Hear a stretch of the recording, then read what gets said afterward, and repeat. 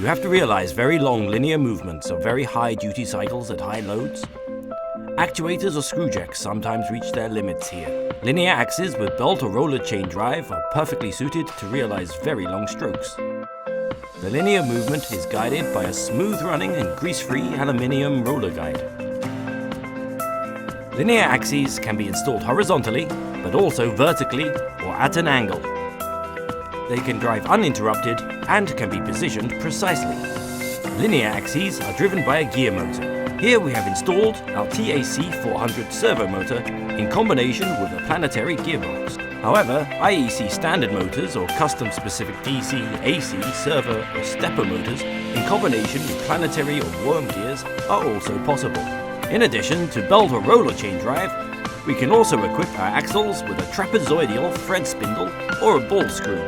By the way, our pocket bike is not for sale.